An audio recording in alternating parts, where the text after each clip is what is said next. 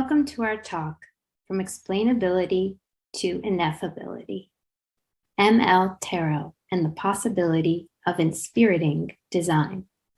This is a project developed by Caitlin Lustig in collaboration with me, Daniela Rosner, from the Human-Centered Design and Engineering Department at the University of Washington. With increasing attention paid to the role of interpretability and explainability in machine learning systems, the field of design research is searching for new, different tools to design accountability. But making an algorithm understandable does little to account for designer's situation or status. Reflecting on the situation of the designer, this work uses combined design inquiry and speculative approaches to creatively rethink the question of AI explainability. In particular, we ask how a reflexive arts tradition can help us embrace unexplainability in AI design. To explore this question, we describe a process of developing and using a machine learning or ML generated deck of tarot cards. Tarot is a tool for reflection and divination, often composed of 78 cards, each connected with an archetype and associated story. Players typically pull a small number of cards at random from the deck and use their text and illustrations to prompt introspection. Attending to a person's past, present, and future, some people read tarot for others, while some use it as a mode for self-reflection. In our process, we draw from an emerging tradition of tarot-based design research and speculative futuring to explore the use of machine-generated cards among design researchers. Our work draws from a range of literature on algorithmic explainability, ineffable design, and tarot as a reflective inquiry. In particular, we explore the important but under-examined connections between explainability and ineffable design. What kinds of insights can we generate when we embrace the unexplainable? And how might one, in the words of performance studies scholar Bettina Judd, open oneself to possibility beyond the ineffable, to place oneself relentlessly in the curious space of spiritual inquiry? By working in the emerging tradition of design inquiry toward divination and the ineffable, we explore this potential of inspiriting design in AI. To create the ML Tarot deck, Katie engaged in a multi-stage process. This involved using AI to generate descriptions of the cards and then using another AI algorithm to generate the images of those cards. This included the use of GPT-2, as well as VQ-GAN plus CLIP algorithms. The resulting ML Tarot is composed of 78 machine learning generated text and image pairs. To understand a reading with ML Tarot, consider this 3-card example where I selected 3 cards representing past, present, and future. For the Hierophant, I look to the past, writing, "The face asks or maybe invites me to consider mutability, the changing nature of memory, what seems at first so stable and complete, but never quite so." For the Ace of Swords, I look to the present, writing, "So much hierarchy in this image. The wall becomes a series of steps. I'm small in the figure on the right, climbing higher, even reaching out to find something, but unclear what I find or where I find it." For the Tower, I look to the future, writing, "The landscape has a misty quality. It's blue sky, but watercolor character makes it seem hazy and serene. I'm in the image, but only as an onlooker. I want to look at the bright pink light below, but my focus is drawn to the tower in the sky." These reflections set up for longer reading sessions. Katie, who keeps a tarot journal and uses tarot to regularly reflect on their life experience, using ML Tarot felt quite different, prompted them to reflect on the tool as much as their identity. They write, When I began creating this deck, I felt some anxiety because I didn't think of myself as a, quote, creative person, but I felt as though something had possessed me to work on the deck.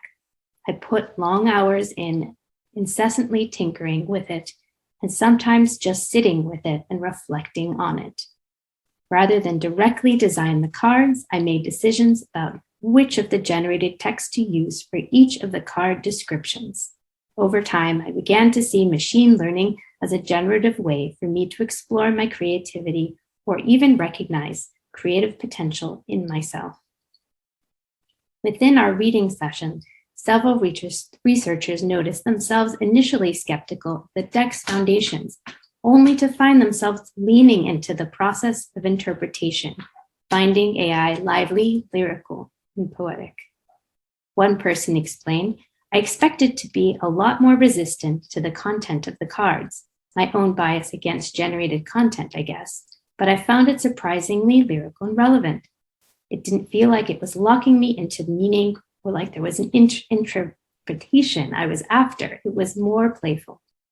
While this quality of shifting interpretations is not unique to machine learning generated decks, it opens up space for reflection on different aspects of both oneself and machine learning. Other researchers felt drawn to the visual material, where surrealism marked the imagery, finding that AI prompted emergent visual textual meanings. One person explained, maybe making your own decks could unlock different futures. This reader's view reflects the text associated with the card, the Seven of Cups. The text read, there are a number of ways we can relate to this card. In the Seven of Cups, that painting-like rendering of a still life lives within a room reminiscent of work by Spanish artist Salvador Dali, exposing a certain semantic flexibility. Another person observed, I found both the images and the text to be very interesting, enjoyed the dialogues between them and how they allowed me to triangulate my own meaning. Our experiments have so far illustrated opportunities for using AI to produce different modes of reflection using algorithmic systems, exploring the potential of bringing AI into a creative process of critique.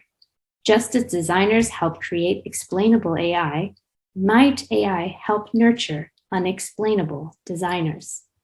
In closing, we consider how this project uses algorithmic systems to prompt us as designers to reflect on three aspects of ourselves. In our own practice and reading session, we first notice the cards push us to notice features of our interpretive tools, tools that might be different. Seeing cards of tarot less as tools to design things or reflect, and more as a means to develop a process or a set of habits for reflecting on echoes of ourselves. Tapping into our spiritualities could be generative and speculative, exposing those echoed selves. Second, we noticed the process helped us reflect on our role as creators and the way AI/ML asks us to give up some control over what we create. Perhaps we need to spend more time talking about humans as curators of algorithmic systems, exposing how designers make intentional creative choices when they use AI, exposing our creative selves. Lastly, during our reading sessions, we realized a series of questions. What was this reading is as also a dialogue with AI, and might, as the designer, Katie, acting in some way as a voice for this algorithmic system? What about our roles and experiences could never be fully explained? In the case of this ML Tarot deck, interpretability never fully explained the card's ineffable aesthetic experience, but working with the cards makes that ineffability tangible. The questions expose our ineffable selves. We see these three aspects of self-knowing as generative approaches for reflecting on when not to create AI and our responsibilities to both communities and to ourselves as designers. If we view these artifacts as manifestations of inspirited AI, they could be used for inquiry into how algorithmic systems perceive, explain, and reflect on themselves. Through slow engagements with tarot, both alone and together, we illustrate the fraught but also generative character of algorithmic systems to nurture diverse practices, self-reflection, and future making. Thank you very much.